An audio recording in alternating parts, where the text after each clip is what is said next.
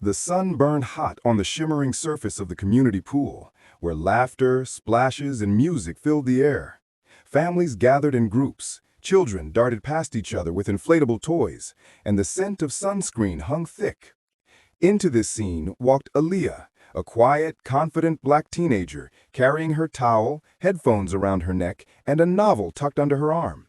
She wasn't here to make a statement, just to read by the water, take a dip, and enjoy what everyone else took for granted. But as she approached the gate, a blonde girl about her age, Savannah, stepped directly in front of her. Savannah folded her arms, lips curled into a smirk, her voice loud enough for those lounging nearby. "Sorry, this pool isn't for everyone. Members only." Her tone dripped with condescension, and the heads of a few adults turned, sensing what was unfolding.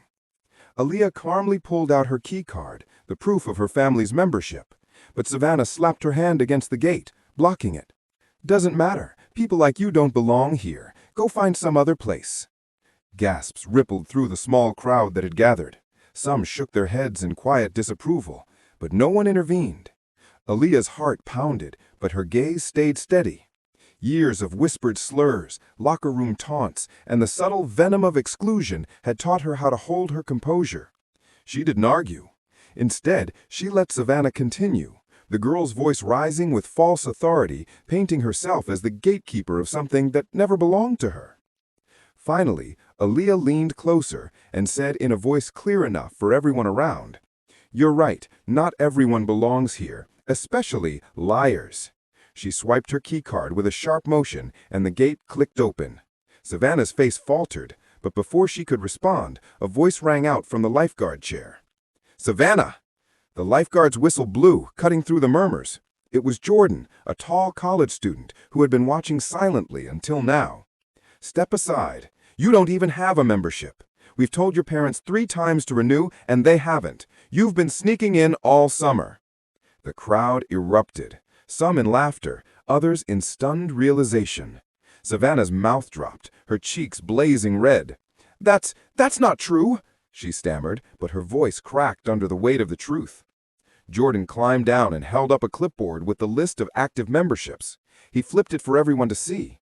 "Aaliyah's family has been members for years. Your family's name isn't here. You're the one who doesn't belong."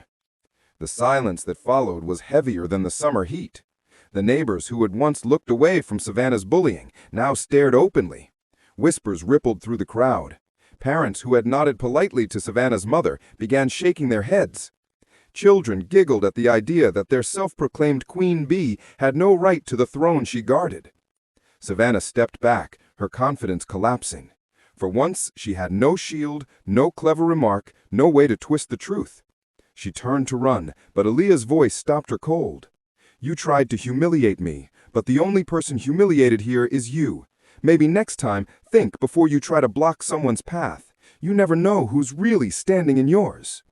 Aaliyah walked through the gate without another glance, settling by the pool as if nothing had happened. She opened her book, put on her headphones, and let the laughter of the children fill the air again. Savannah slipped away, her empire of arrogance dissolved in the sunlight, leaving behind a lesson the entire neighborhood wouldn't forget. Sometimes the truth doesn't just set someone free, it knocks a bully off her throne.